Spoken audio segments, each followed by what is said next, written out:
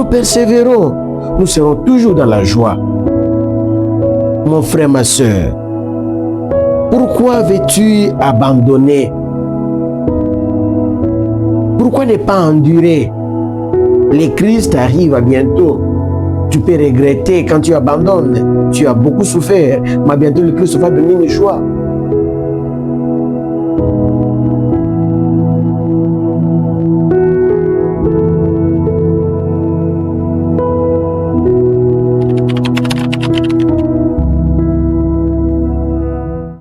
Au nom du Père et du Fils et du Saint-Esprit. Amen.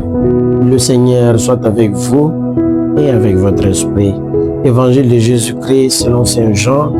Gloire à toi, Seigneur. Nous lisons au 16e chapitre, du 20e au 23e verset. En ce jour-là, Jésus disait à ses disciples, « Amen, amen, je vous l'ai dit. Vous allez pleurer et vous lamenter, tandis que le monde se réjouira. Vous serez dans la peine, mais votre peine se changera en joie. La femme qui enfante est dans la peine parce que son heure est arrivée. Mais quand l'enfant est né, elle ne se souvient plus de sa souffrance. Toute heureuse qu'un être humain soit venu au monde. Vous aussi, maintenant vous êtes dans la peine. Mais je vous reverrai et votre cœur se réjouira. Et votre joie, personne ne vous l'enlèvera. En ce jour-là, vous ne me poserez plus de questions. Acclamons la parole de Dieu. Louange à toi, Seigneur Jésus.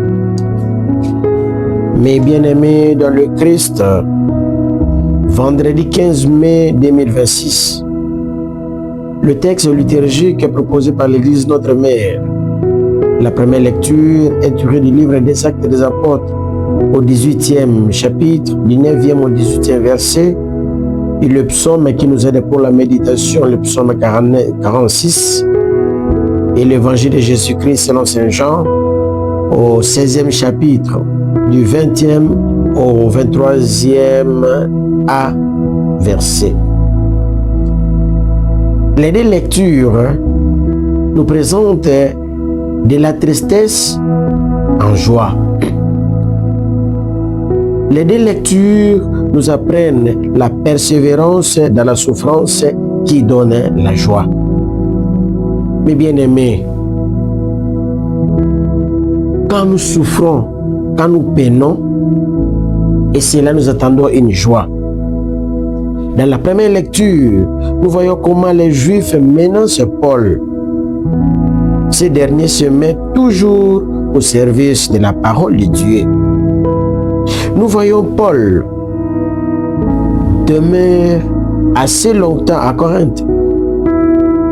Il nous apprend l'endurance de la parole de Dieu. Mais bien-aimés dans le Christ, quand tu as la charge d'annoncer la bonne nouvelle, quelles que soient les difficultés, quelles que soient les peines, notre regard doit être vers le Christ. L'unique modèle de notre foi, l'unique modèle de notre endurance dans la souffrance. Et nous le voyons Paul rester assez longtemps à Corinthe pour annoncer la bonne nouvelle. Et Sosthène qui sera frappé par les Juifs. Mais Paul n'est pas découragé pour annoncer la bonne nouvelle. Il n'a pas laissé. Et que faisons-nous devant les difficultés, devant les oppositions, devant les contradictions? Aimons-nous continuer à annoncer la bonne nouvelle du Christ? Dans l'Évangile, le Christ nous enseigne cette douleur lors de son absence. Voilà, l'absence du Christ dans notre vie apporte quelque chose de malheur. Il laisse les disciples, il promet partir, laisser les disciples.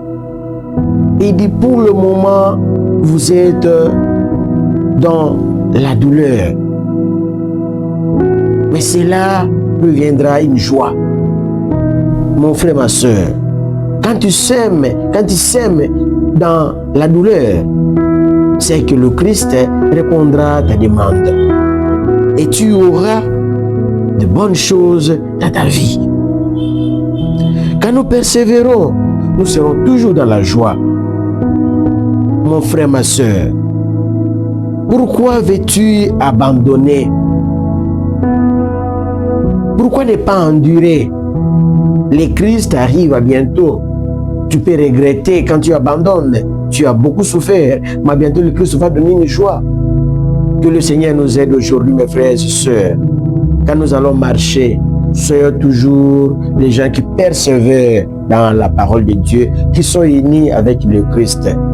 Que le Seigneur nous aide afin que nous puissions bénéficier de la grâce d'une persévérance totale à lui. Et nous vous souhaitons un bon vendredi chez vous et de bonnes choses dans vos familles. Merci.